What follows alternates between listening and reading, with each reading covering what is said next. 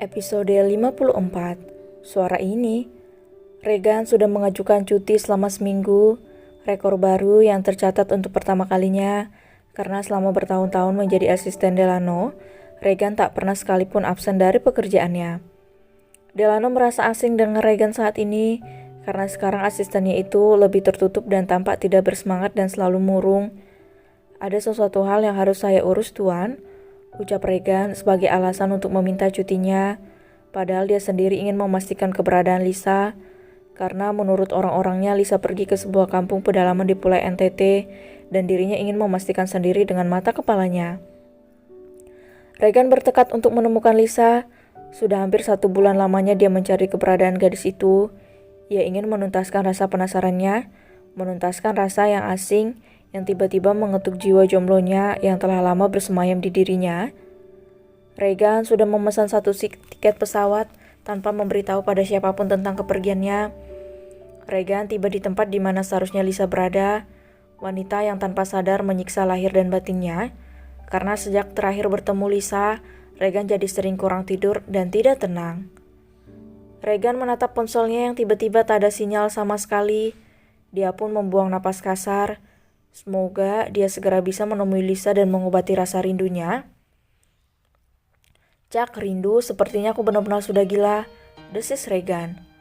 Permisi, tolong minggir, berat nih, gerutu seorang gadis di balik tumpukan kardus yang dia bawa. Dek, suara ini? Ya, Regan sangat mengenali suara ini.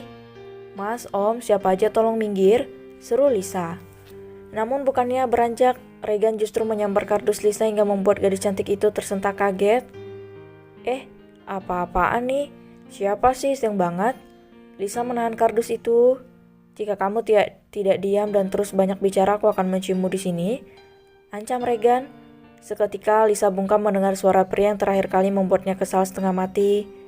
Akhirnya Lisa mengalah dan membiarkan Regan membawa kardus yang berisi beberapa stok obat-obatan dan peralatan medis lainnya. Setelah tiba di depan pintu puskesmas, Regan meletakkan kardus itu. Lisa diam saja. Ada perlu apa pria ini datang kemari? Pria yang sangat ingin ia hindari. Kenapa diam? Tanya Regan. Bukannya tadi Anda meminta saya diam? Ketus Lisa. Regan menatap wajah kesal Lisa dengan intens. Rasanya dia ingin menyerap semua memori hanya untuk mengingat raut wajah gadis di hadapannya itu. Senyum sangat tipis terukir di bibir Regan. Sepertinya dia sudah benar-benar gila menginginkan gadis kasar seperti Lisa. Delano yang ditinggalkan oleh Regan pun kini harus menerima konsekuensi dari memberikan izin pada asistennya. Alhasil, dia harus benar-benar menyelesaikan pekerjaannya sendiri. Saat pintu ruangannya diketuk, dari luar suara seorang wanita menginterupsinya. Tuan, ada Nona Karissa mencari Anda. Apakah Anda bersedia menemuinya? Tanya seorang sekretaris Delano. Delano diam, tampak berpikir sejenak. Aku sibuk, lain kali saja, tolong katakan padanya, ujar Delano. Baik, Tuan. Setelah sekretaris menjawab perintah Delano, dia segera menyampaikan pesannya pada resepsionis untuk menolak Karissa. Namun bukannya pergi, Karissa justru membujuk resepsionis itu untuk mengatakan alasannya datang menyangkut mantan istri Delano. Resepsionis itu pun kembali menghubungi Siska, sekretaris Delano, dan dengan terpaksa Delano akhirnya menerima kedatangan Karissa.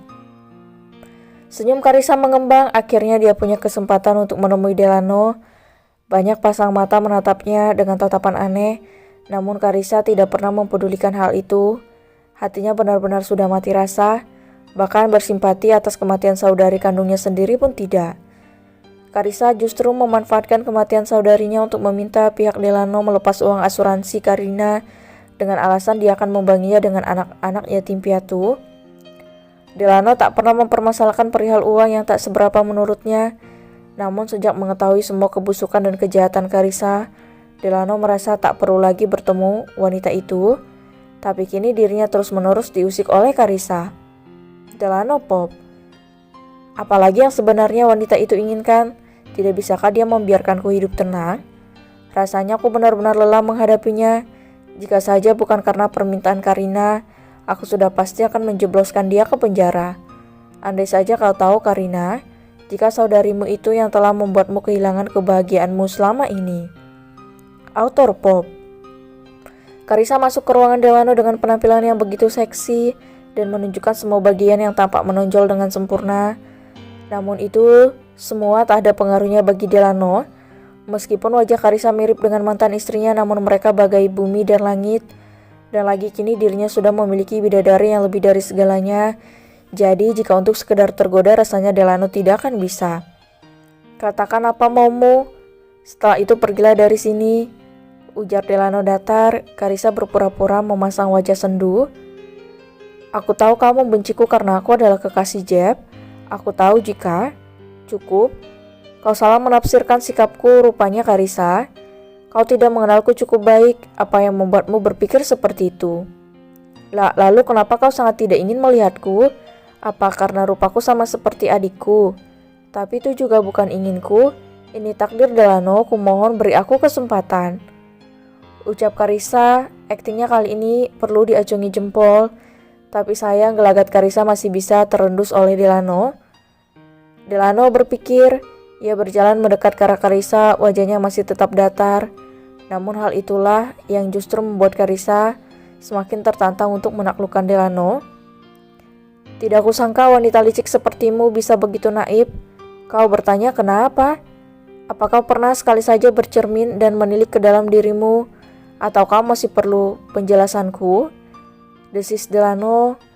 Karissa menatap ngeri melihat tatapan mata Delano yang seakan-akan bisa meremukkan tubuhnya saat itu juga. Apa maksudmu, Lano? Aku sungguh tidak tahu.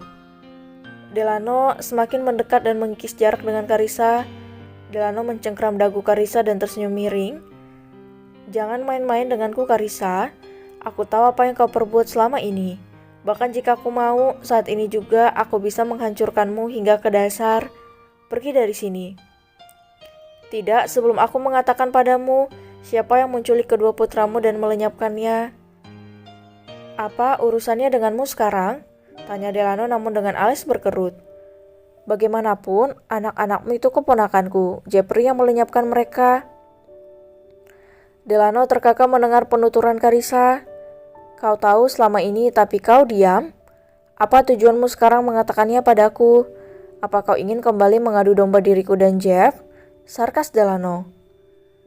Karissa mendadak keluh, dia tak menyangka respon Delano akan seperti ini. Pergi sekarang juga, hardik Delano. Karissa langsung pergi meninggalkan ruangan Delano. Pikirannya sangat kacau setelah dirinya ditinggalkan Jeb dan dipermalukan di kantor Aditya. Karissa sudah tidak dapat lagi berpikir jernih. Sekarang kau bisa mengusirku, tapi lain kali, lihatlah aku akan balas semua perlakuanmu padaku, Delano. Aku juga bersumpah akan menghancurkan kehidupanmu dan Jeff, ujar Karissa. Ia kembali berjalan dengan angkuh meninggalkan kantor Zenon milik Delano. Delano mendengus kesal. Begitu Karissa keluar, Delano menghubungi orangnya untuk mengikuti mengawasi Karissa. Ia merasa jika wanita itu tidak akan menyerah begitu saja untuk mengusik hidupnya. Ikuti Karissa dan awasi dia. Kau tahu apa yang harus kau lakukan, bukan? Mengerti, Tuan. Delano segera mengakhiri panggilannya. Rasanya kini ia menyesal memberikan cuti pada Regan.